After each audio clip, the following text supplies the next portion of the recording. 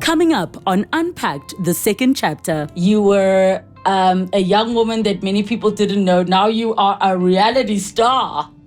Oh my gosh, motherhood has been a dream. Like that first year, that's so ghetto. One of the things that played out in the show are the challenges with the father of your child. I'm terrified. I am. People were like, why are you trying to monetize your depression? I'm not going to just be crying for free.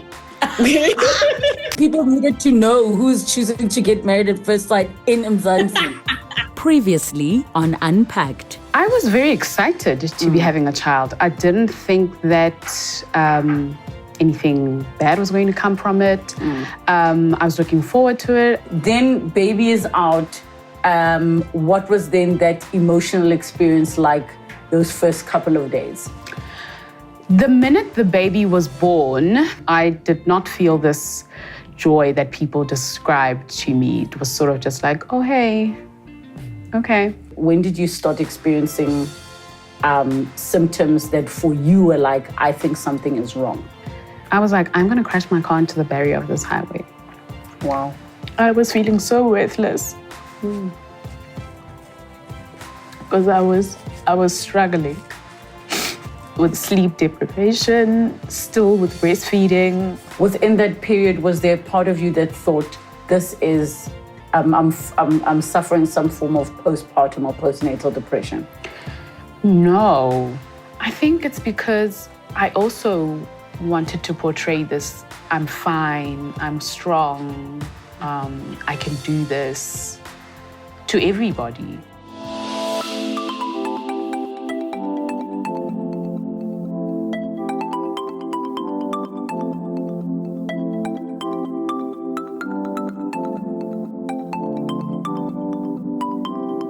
Hi, everybody. Welcome to another episode of Unpacked, the second chapter, and this is the second season.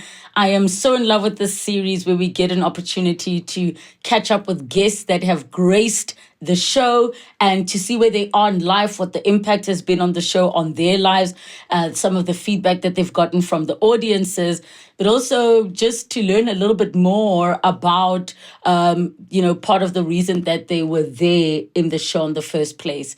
This particular guest that's joining us today really was part of quite a difficult episode because the subject matter deals with something that so many women suffer in silence with, and that is postpartum depression. Litsoanelo was joined by Fortunate in the episode. We're catching up with Litsoanelo today, but just a shout out to all of the moms that are living with the painful reality of postpartum, postnatal depression. Some of you just experience feelings that you cannot recognize, that you're unable to even give it a name. So maybe you're tuning in now knowing, okay, it has a name. This is what it is. I'm not the only person who goes through this. I'm not a bad mother for feeling the way that I do. I hope if you did not watch the first episode, you use the link down below to catch up with this particular episode in a previous season of Unpacked with Relebogile Mabotja. But for now, let's welcome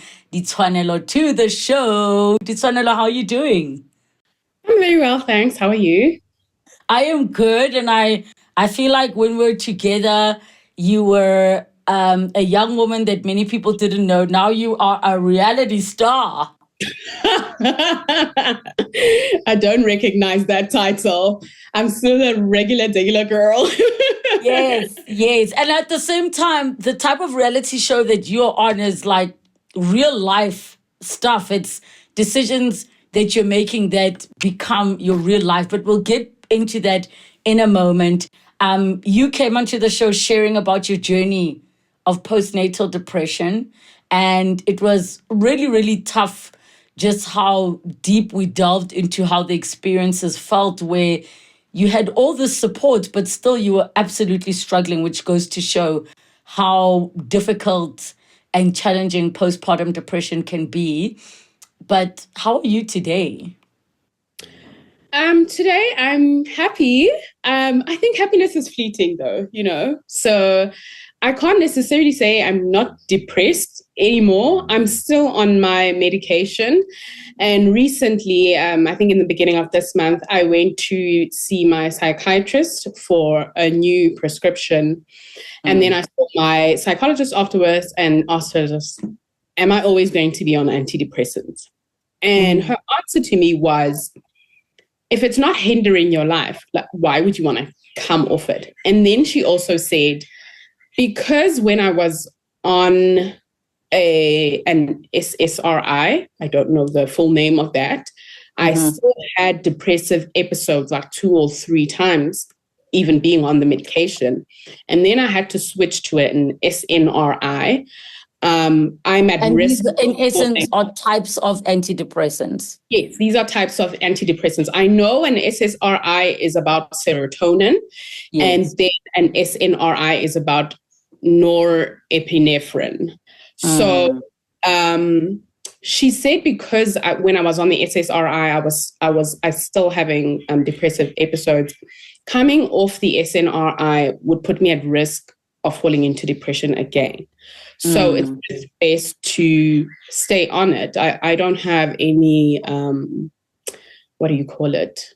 The word's not coming to me. Any other symptoms that are, I'm affected by the medication that I'm on now. Some people, when they are on antidepressants, might become more depressed or might have more suicidal ideation. And I think that's what was happening to me when I was on an SSRI.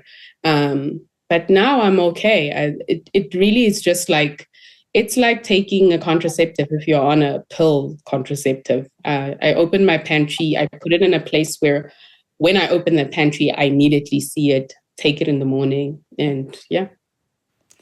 And in terms of the kind of support it's giving you, because some people came out of watching this episode not even knowing what postnatal depression is, but the medication, along with the other support it goes with under a psychiatrist and a psychologist, it really is there to cushion and help you feel a little bit more stable.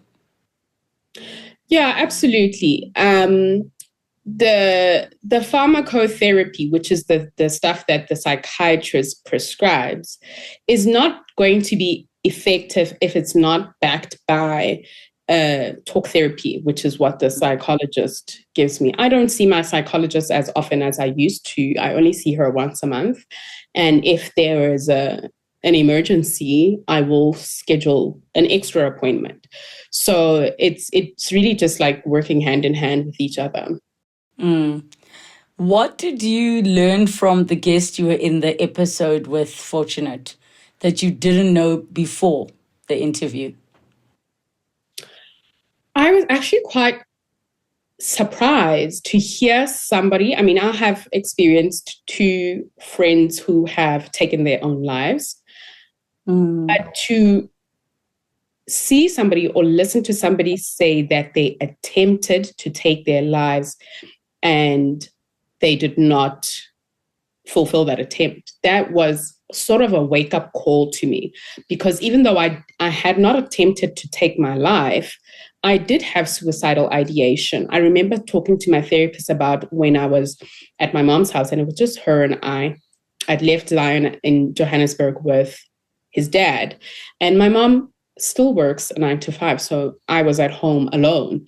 And I just thought about like drinking the bleach. And my therapist said, why didn't you drink the bleach? And I just thought, because my child needs me, really. I can't leave him. I think it would just continue the cycle of depression if I were to do that. And for you then, was the realization that you are literally possibly at any moment, depending on what your coping mechanisms are looking like, one step away from thinking about it and doing it? Oh, the coping mechanisms at the time, I really didn't have any, except for the antidepressants and my psychologist.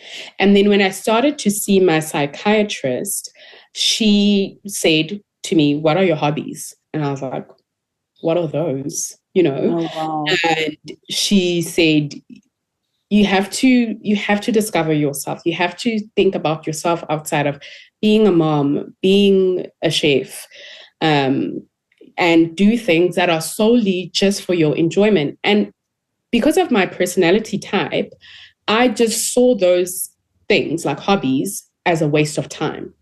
Like I never had a hobby, and now I have too many. So wow. She said, what did you used to enjoy as a child? And I said, when I was a child, I played piano. I was an avid pianist. I even had 50% off of the school fees at this private school I went to in Natal because of playing piano. And because now I live here in Johannesburg, my piano is in Lesotho, and I live in an apartment, I don't have space to either bring my piano here or buy one to put in my apartment. So she said, okay, but you can read music, right? And I said, yes, I'm classically trained. So she's like, why not pick up another instrument? So I picked up the violin, and that was so hard. Oh my word, it's the hardest musical instrument I've ever played. And unfortunately, I decided to put it down just for the time being, because I then decided to go back to school and study law. But then because I went back to school to study law, I just thought to myself, this is such a taxing course. You still have to find other hobbies, which picked up reading. I have too many books. My to be read shelf on my bookshelf is really large, but I love that because it's also rubbed off onto my son. He loves books. If I ask him what would he like for a present, he will name a book. I've also picked up knitting and crocheting, and obviously I still go to the gym. So I'm going to pick up sewing soon, one day. You're making me think about if I have hobbies, and I can't think of anything that is not like related to a project. So I need to check myself. Oh my gosh. Maybe by the time this goes out, I'll put in the comments or even just do a whole other video of trying to figure out what my new hobbies are. I'm going to think about that quite a bit, because you're touching on something that a person doesn't need to, deal with any kind of depression and have a psychiatrist. You don't need to reach that point. As adults, we all need to be doing something for ourselves. That's just like you say, just for enjoyment. You're not competing to do it brilliantly. You're not trying to sell now, crochet hats. You're not trying to be good at a Stedford. Yes. Yeah. You can just do it for fun, and maybe stress out the people in your house if you're trying to take out an instrument like the drums. I think the violin can also be a lot. So I hope you weren't that terrible. My son would say, if you're going to practice, I'm going to play outside. I'm with you on that one. Look, I love that for you, and I'm glad that you are vulnerable enough to share that the journey is like ongoing, and you still have to go out, fill up your prescription. There are many people who are put on psychiatric medication that now they're like, I feel fine, I can stop. And we need to absolutely highlight that there are medications that do certain things to your body chemically, and stopping can cause massive problems. Do not ever just simply stop medication without a discussion with your psychiatrist. Some of them cannot be stopped abruptly. You need to be sort of weaned off of it, or having the dosage reduced. So just be super, super careful. Do all of these things under, supervision, medical supervision with the person who is prescribed to you. So when the episode went out, before I find out about the feedback from the public, how was the feedback from those that are close to you, like your family?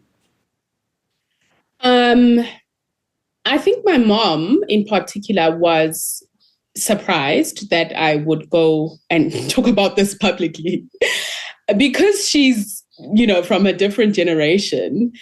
They just didn't speak stuff about you're supposed to not tell people. You must just, either die quietly, don't even mention how depressed you are, or if you do get help, don't talk about it in public. But I think me going on to your show and speaking about it made it sort of like, it normalized it for her. I even think, I might be mistaken, she started to see a therapist after watching that episode. Yeah, either that or she started seeing the therapist during COVID, like the lockdowns or whatever. But my friends were quite supportive. I also, like, you know, those people that you don't speak to for like 10 years, they were DMing me on Facebook and saying, you're not alone. I was also diagnosed with generalized anxiety disorder, blah, blah, blah. So yeah, it was quite comforting.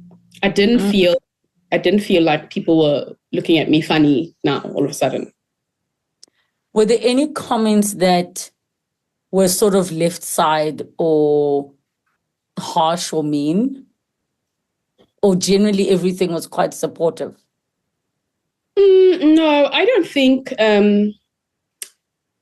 Well, someone I think on Instagram might have said, like, because I then after the episode, I think I spoke about it on my YouTube channel, and then people were like, "Why are you trying to monetize your depression?" And I'm like, I never thought about that. I'm not trying to monetize my depression, but like, I can't help the fact that, you know, I'm part of the YouTube partner program, and this is, you know.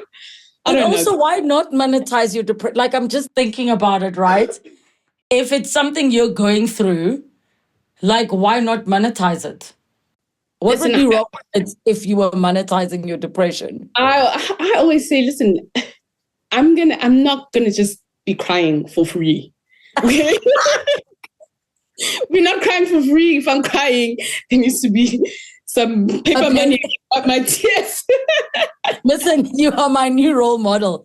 I'm gonna start saying, guys, we're gonna monetize these tears. Somebody better be paying. Okay.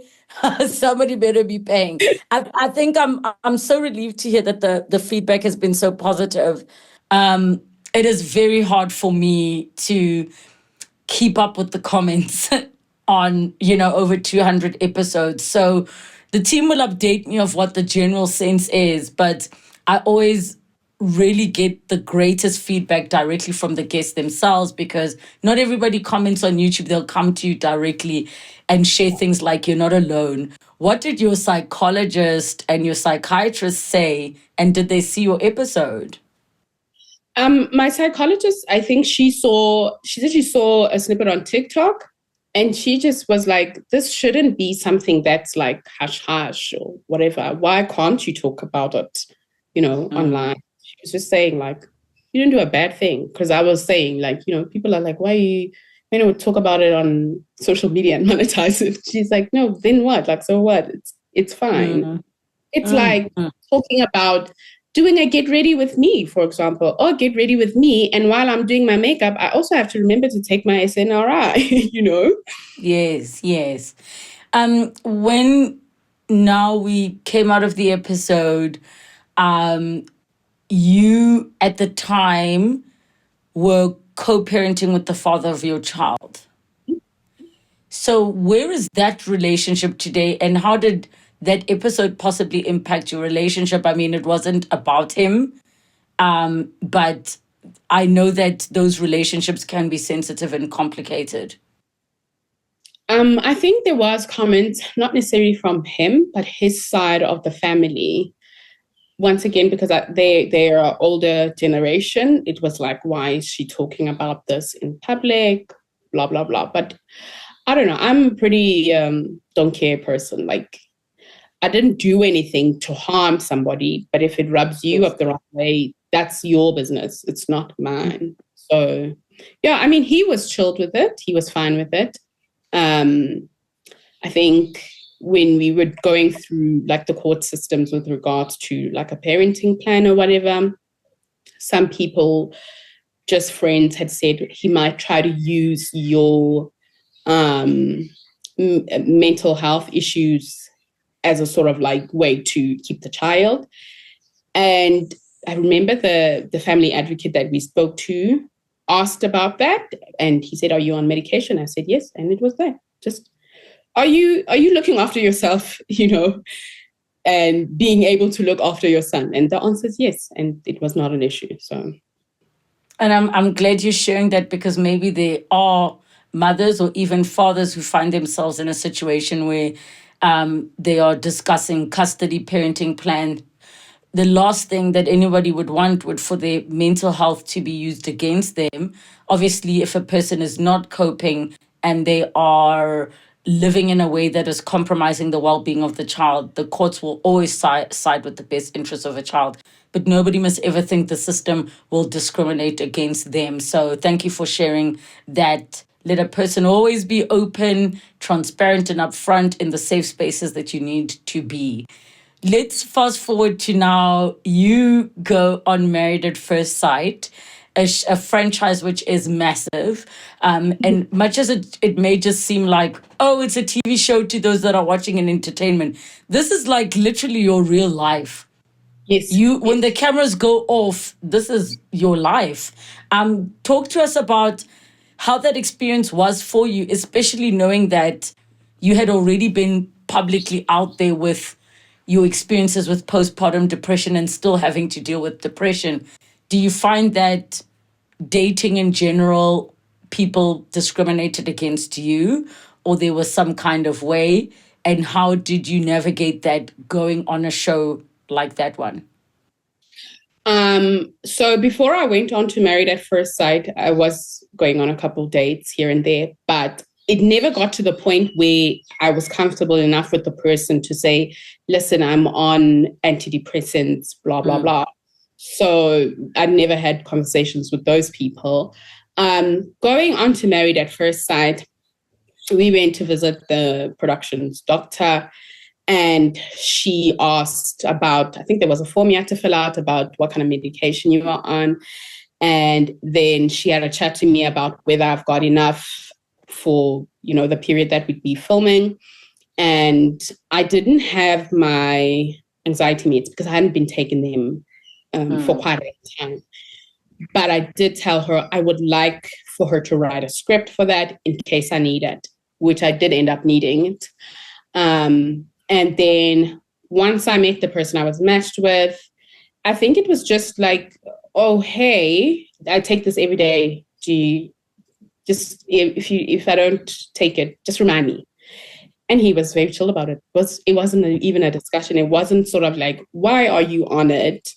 I think as we progressed through the relationship, then, just out of like chats, then I'd say this and this happened when, after I gave birth to my son. But it was quite chilled. So those that want to know what happened on the show, you're going to have to tune in and watch what happens in the show. But one of the things that played out in the show are the challenges with the father of your child. How has that impacted you and your mental health? I don't think it's impacted me. It's just like an annoyance, really. I don't think it impacted my mental health. The issues that we have is just like an annoyance, like, when you have a splinter in your thumb, that feeling. Yeah. Well, you now need to keep picking at it. Yes. Yeah. Like, now you're like, do I need a pen? Okay, exactly. I need a tweezer. Okay. Yeah, so it's not a big thing. I think maybe it was portrayed as if it was a big thing, but I am very much my therapist is you're very boundaried. Like, you just like, that's none of my business. Keep it moving. And that's how I deal with it. If you come to the party, you come to the party as the other parent and the non-resident parent. If you don't, I can't force you. Yes. How has motherhood been so far? Oh my gosh, motherhood has been a dream. Like, that first year, that's so ghetto. I can't deal with the Was the first year a hot mess? No, it's really ghetto. I can't deal with small babies. Like, if I could birth a child today and then tomorrow they are one, that would be perfect. I can deal with it. You want to birth a toddler and skip. I actually want the phase where he's not talking. No, I want the small baby phase. I miss the small baby phase.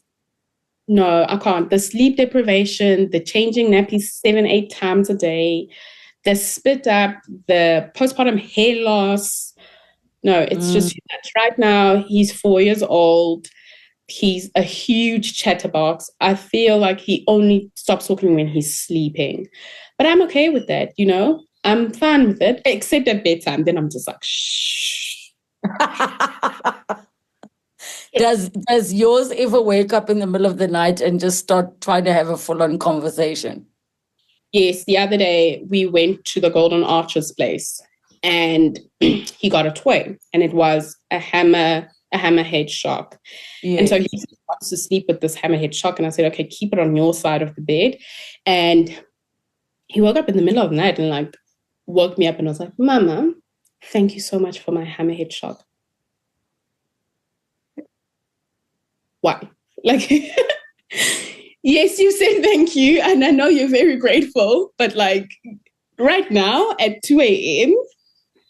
And then he just like, and I'm just like, yes, you're welcome. And then he just like twirls it in his hands. I'm very surprised you allowed the hammerhead shark in the bed. I'm fighting cars from getting into the bed. I woke up with one in my back, those little wooden cars. But I love it for us. I genuinely love it for us. Do you think then, saying what you said, that if you were to have another little one, that you would still probably be quite afraid for that early period? Or do you feel like, nah, my team and I got it, we would be so prepared if we were to welcome another one? No, I'm so traumatized by the new phase. I'm scared. Like, I would love to have another child, but I am so scared. I don't even know, like, how I would juggle it. Like, I just have no idea. It actually, yeah, it's a crazy thing to think about. My neighbor has a small child. He just turned 1. And when I hear those cries, I'm like, that could be PTSD. Yes. So I don't know. Like, I think my therapist said if I want to have another child, I can stay on the medication I'm on while I'm pregnant and afterwards. So that would sort of like comfort me in terms of knowing that I might not, you know, have that depressive episode again. Because I mean, I'm on 100 milligrams. That's a lot. Yeah. Yeah. Yeah. And I think it's good you're sharing that you can come out the other side and still be afraid to go through it again. Yeah, I'm terrified. I am. If I could have someone, but like I've thought about this, like I'm like, okay, cool. What did you need that you didn't have at that time? A postpartum doula, maybe. A night nurse, maybe. Time away from the baby sometimes, you know. And I mean, 5 million rand. You know what I'm saying? It was lockdown that time, so we were confined. And those are the things I have to consider. Like, you're not going to be a prisoner in your home, and hopefully there won't be another pandemic. And those are the things I need to budget for. Yeah, maybe someone in Johannesburg can open up those Asian spas that the moms and the babies. I saw them where you move in. Yeah. So I did see one. It's not an Asian one, but there is one in Johannesburg where it's like a hotel/clinic you move into for a week and they take care of you after you've had the baby. You have a private room. I must find out. When I do find out, I'll put the details down below for the moms that want to do that. But the thing about the Asian ones is they seem like they are going extra levels where you can even have like an Asian granny basically come move in with you. She's cooking all these natural things like the pig's feet so that you have the natural collagen, all of these things to help you heal. So maybe, girl, are we starting a business together? I just heard us starting a business together. You need to find a hobby first. Calm down. Oh, flip. I need to find a hobby. So, Litsoanelo, are you ready to answer some viewers' questions? Yeah, let's do it. I'm scared, but okay. Okay, so some viewers' questions from YouTube at Desiree Garaud 4749 is asking, I want to know, is it experience that you have prior to giving birth that brings on postpartum, or is it the baby? And also, what is the difference between baby blues and postpartum? Now, I know you're not a medical doctor. You're not speaking from the perspective of an expert, but from your understanding of your experience. So is there something that happens prior to giving birth that brings on the postpartum? Is it the baby? And what is the difference between baby blues and postpartum? In my opinion, I think that your experience during pregnancy, you're in such a vulnerable position that can affect the outcome of how you're feeling afterwards. For example, if you're not in a great relationship, or if the father of the child goes to you halfway through the pregnancy, these are things that do happen that can affect. Or even a difficult pregnancy, like your body's trying to miscarry, or there are complications. Yeah, a traumatic birth that can affect how you're feeling afterwards. And then, because we have so many different hormones going on, it's literally like the hormone, I don't know which hormone it is, but there is a hormone that is at its peak during pregnancy. And then when you're not pregnant anymore, it just drops. And that shift, it's a chemical thing that happens in your body, can affect the way that you react to this new life. And then the difference between baby blues and postpartum depression, I think, is the time that it lasts. I think most people will go through baby blues. And then if it doesn't change, it might develop into depression. Mine went from baby blues to postpartum depression to regular depression. And then I had to be put onto medication. I really should not be laughing at you saying regular depression.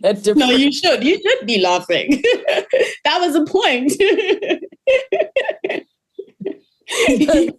Because in real life, depression ain't regular But yes, I think it's the way you've really defined it, because also baby blues is something that most mothers are going to go through, where there's a period of the being underslept, the struggling, the oh my gosh, feeling overwhelmed, having moments of loss of identity, until it becomes, like you say, oh, now it's gone on for a few months. This is now, we need intervention. And then you go out of the postpartum phase, which I think is measured at about a year or so. I stand to be corrected. And now, as you say, that now you're in regular depression. Oh my gosh. I hope everybody who has regular depression is having a good laugh at us laughing at this. I think you explained that really, really well. Okay, next question is from @Nami689, saying this was so depressing and scary to watch. I'm so sorry, both moms, for what they went through. Throughout the episode, I heard no one speaking about their partners or the fathers of their children. Where are they in all of this? Maybe their presence in all this situation would have made a huge difference. You see, that's another thing that scares me with regards to having another child is, yes, when I was pregnant, my son's father was there. He'd come to the appointments if it fit into his work schedule. He was there at the birth. We were in lockdown together. But there's something that happens, I think, for men that doesn't happen for us, or the other way around, that you are carrying this life. You know there's a baby coming, okay, because you have it in you. When it moves, you feel it.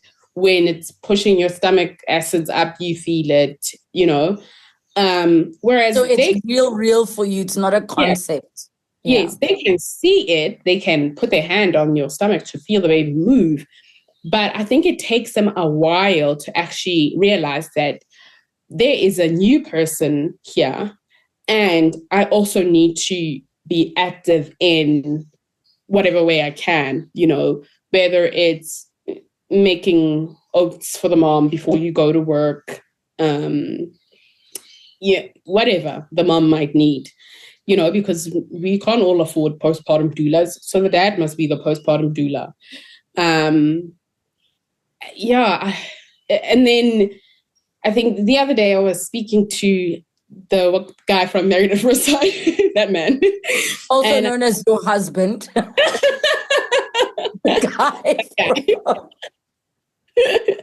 And I said to him that, like, I imagine that when we have other children, his role would be to look after the older children. My role would just be to look after.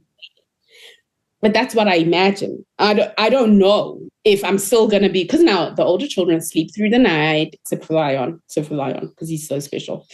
They sleep through the night. And when you say older children, so everybody is aware, the man that's in your life has a child of his own. Yes. So you are also a step parent, but you are not, the child is not living full time with you. No. Yes. She lives with her mom and then comes some weekends. But so Kuto would be my husband, that guy from Married at First Sight. His name is Kuto. Kuto would be in charge of Zion, because Zion's the one that's 80% of the time. But then by the time I'm sure we have this other child, I hope Zion will be sleeping through the night completely. Yeah. But I don't know. I think that I would still look at him snoring and be like, side-eyeing him like, I'm up here, you and Zion are getting a full night's rest. So I don't know. I think I also didn't come to the realization when I had Zion, because he was my first child, that you're going to be sleep deprived. I don't think anyone even said that to you. You're going to be sleep deprived. You're going to be leaking milk all over. Your breasts are going to be so engorged. It's going to be so painful. The wound that they sliced you to retrieve this child is going to be doing all sorts of things. I didn't understand that. Or maybe if someone told me, it's one thing to tell me and then to live through it. But now that I've lived through it, I hope I'll be, able to adjust or just like prepare myself mentally for the sleep deprivation that is to come. That's one thing I'm not dealing with. Like the sleep deprivation plays a huge role in the postpartum depression. I think also, and no pregnancy is the same, because I think about it for myself. So if I were to have a second child, I think about if your capacity grows, because a big part of the first time motherhood experience that makes everything traumatic is like, it's coming at you left, right, and center, and you don't know. Like something happens, you're like, why did no one tell me this? It's going to happen, right? Whereas now with a second child, you'd probably go into it anticipating everything happening, maybe only 80% happening, and then you are already overcapacitated because you've done it. Yeah, I hope so I would imagine the fear is bigger than what the reality might be. Yeah, I hope. Okay. Another question from Pinky Mabena says, I am still experiencing PPD, postpartum depression, and my girl is 2 years and 2 months. I need to know how long this lasts. Again, I'm going to reiterate, we are not medical doctors at all. And Dee can only speak from her personal experience. From what I do recall, once your child is over 2, you are out of postpartum. But maybe remind me, Dee, if that's what your doctors told you. Yes, I think they said like from 18 months to 2, that's when you're sort of out of the postpartum period. Yes. So for her, maybe she's gone from postpartum to regular depression because of other factors. Like, for example, for me, it was the fact that I was just in the house all the time and couldn't do the things that I wanted to do. Like I couldn't go to the gym. There was no gym. If I wanted to exercise, I'd just have to take a walk around the complex with the baby in, the carrier thing. So yeah, maybe she has to look at her situation and just analyze like what are the other pressures that might be causing depression. And I think the biggest thing, Pinky Mabena, please ensure that you go and consult with your medical doctor. get a referral to a psychiatrist, go to a psychologist. And I'm going to reiterate to everybody watching, there is a thing called second opinion. There is a thing called even a third opinion. Don't quit if it doesn't work out or you don't find joy with the first one. And I'm not talking about looking for a very specific diagnosis that suits what you want, but I mean having a diagnosis that matches what you are experiencing, also a treatment plan that eventually starts to work out for you. And I say eventually because when it comes to psychiatric medication, it can take 3 months plus to actually see it start to take shape. But they're all different types of medication. Some medication, a person can start to feel the difference within a day, some within a week. So advocate for yourself and your mental health if you're not finding joy. Do not keep telling yourself, oh, I should be feeling like, or I should be. Go and speak to another doctor if you need to and find a support group. What has your support been, Dee? I'm a homebody. So my biggest support, I think, has been my sister. We don't live nearby each other, but I speak to her almost every day. And Zion wakes up crying for auntie in the middle of the night, and I don't know how to draw her to make her appear.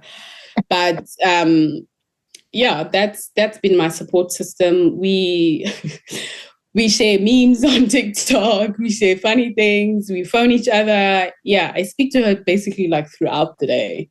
And then my husband, he's so chilled. He's like so, yeah, he's a great person to speak to. He's very logical, very calm. I'm always panicking. My anxiety is through the roof for no reason. Well, for exams, but like he's like, no, look at you, you're doing fine, you know. And my psychologist, I'll go to her and be like, I don't know how I'm dealing with this. I don't know how I'm dealing with being a mom, a wife, a student. And then she looked at me and I was like, I have one question for you. Are you still getting distinctions? And I was like, yes. She's like, okay. I don't know what else to tell you. I don't know what you want me to say, because you've got it figured out, but in your head, like creating scenarios that are probably not going to happen. So just help us all understand, when you go to Married at First Sight, you literally are getting legally married at first sight with the option to have an annulment at a period after actually having the experience together, where you say, are we ending this or we are actually continuing? And in the case of yourselves, you decided you want to continue. Yes, that is correct. You will sign an ANC, an anti-nuptial contract. They all give us the same one, which is out of community of property without accrual. If you want to change your marital property system, then you need to do that by yourself. And then they will also help you out if you decide that this is not for me, I want out.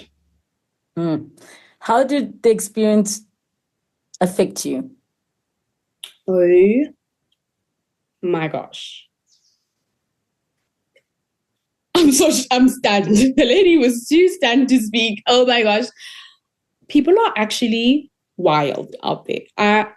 I think, because before going on to Married at First Sight, a lot of the shows that I consumed was just like reality dating shows from, 90 Day Fiancé. Yeah, Love is Blind, you name it. I've been watching Love is Blind from season 1. Yes. And I don't think as a viewer, I understood the beast that is reality TV, especially because I just imagined that this is a South African show, how big could it possibly be? I think the day that Married at First Sight aired was also that other Game of Thrones show. I don't know what it's called. I'm not a fan of that franchise. And I just assumed like, people are going to be watching that stuff, because everybody apparently loves Game of Thrones. But that was not the case. They were all watching Married at First Sight, and it just grew and grew and grew. Because people needed to know who's choosing to get married at first sight in Mzansi. That's why they're like, that Game of Thrones thing can wait. Is my neighbor married and they didn't tell me? They went on the show. Yeah, no, I was down bad. I'm not gonna lie. I went to my therapist once, and like while it was playing, and I was just like, I actually didn't think that this would affect me so much.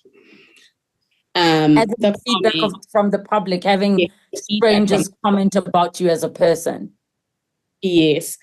And she was like, really? She was surprised because she was like, I know you to be a person that's sort of like, you know, this is where you end and where I begin. And in general, I am like that. But it didn't make sense to me. Like, I don't know, maybe I thought too much into it. But I eventually just decided to block everybody that's reviewing Married at First Sight because I don't need to see you on my FYP. Close my comments. I don't need to hear your opinions. If you like what I'm posting on TikTok, like and go. I don't need to hear what you have to say. I took a break from Instagram. That was a suggestion made by my psychiatrist. We had a long chat with her. And what was the reason? Is it that Instagram was compromising your mental health from the perspective, not so much of people's comments, but of how you viewing the other people maybe on the show? I don't know. I think that because everything was just happening so much and so quickly, I just decided, okay, you don't want to go off of social media completely. Which one do you find more joy in? And I thought TikTok is easier, man. You just post a video and you go, comments are off, whatever. But I don't need to now spend 4 hours scrolling TikTok every day and 4 hours scrolling Instagram every day. So just choose one. Like, I can let go of Instagram. It's boring. But yeah, and then I didn't anticipate that what people were saying about my husband versus what they were saying about me would affect me. To the point that I remember calling a friend, she lives in Limpopo, and we used to work together here in Johannesburg. And I just felt like I need a voice of reason to be like, bro, am I going crazy or what? Because now he comes home, my husband comes home, and I'm looking at him like, because like, why are they hating on me? They ain't hating on you. We're in this together.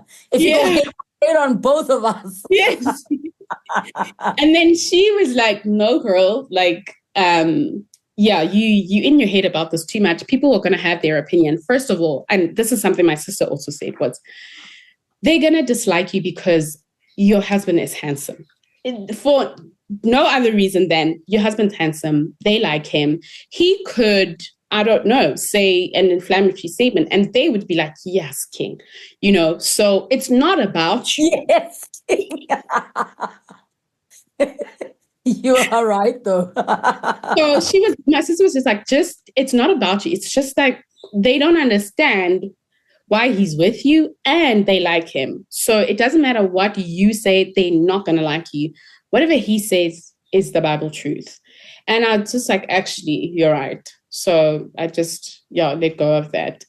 But my psychiatrist and I spoke about it. She said, get off of social media and think about it. If they come back to you and say they want to do a follow-up show, are you going to agree? Because now you're sitting here on my couch telling me about how it's affecting you mentally after all the years you've put in. Have some boundaries in place. If you want to be on television, decide that you're going to do specific shows, not reality TV, because we all know the editing is wild. Yeah. Look, it makes for great entertainment. I think at the end of the day, if you and hubby know what is your truth between the two of you, that's all that matters. Thank you, Litsoanelo, for coming to talk to us again on such an important subject. Thank you for making me laugh because I needed it today. But also thank you for normalizing that the motherhood thing might look easy at time, might look cute, matching outfits, cute little videos. Like, it gets real. It gets very, very real, even for those that are not walking around, having been diagnosed with depression or postpartum depression. It can get very real and overwhelming. So I really appreciate your honesty, and I wish you and your growing family all of the best. I hope that the co-parenting journey also just continues to evolve into a space that is healthy for all parties, especially all of the children that are involved. Thank you so much. This was fun. This definitely was fun. Thank you all for tuning in. And thank you for just participating in these conversations. Your comments and your questions are really, really important. So keep them down below. You'll be surprised the little community that starts to grow of Unpackers supporting one another. Don't forget to follow us on the socials at Unpacked Show. Yes, we use the same handle for this particular spin-off of Unpacked with Relebogile Mabotja. Who else would you like to see on the show? Let us know down below in the comments, and any other questions for the guests as well. Thank you for tuning in. Don't forget to subscribe to my YouTube channel. Hit the notification bell as well so you can be notified on not just Unpacked, the second chapter, the second season, but all other content that you can find here on my channel. Love and light to all of you. This, I really feel like, continues to be a safe space, a community where we can have conversations about things that truly affect us. And sometimes we even get a chance to laugh with one another after we've had a bit of a cry. I'll see you all soon. Next time on Unpacked, the second chapter. I have to ask, I mean, you just used the word blessing. Tell me about that. Every Satanist, and I've met thousands of Satanists, are extremely broken. They're very hurt and angry. Would an interview like this, a conversation like this, where you're sharing these things, ever put your life in danger? I myself have partaken and have witnessed things like animal sacrifices and the drinking of blood. Blood is a currency that you can make negotiations with the demonic and with the enemy. How did you leave the church? The South African Satanic Church was deregistered very early this year. Is there anybody that you would love to see on the second chapter? Maybe there's a question that you think I should have asked, or something that was burning after you watched and you wished you could have the guest back. Maybe you were confused, or maybe you felt like, there's definitely more to the story. Comment down below and let us know who you'd like to see, which story you'd like to revisit, which guest you'd like us to invite back for Unpacked, the second chapter.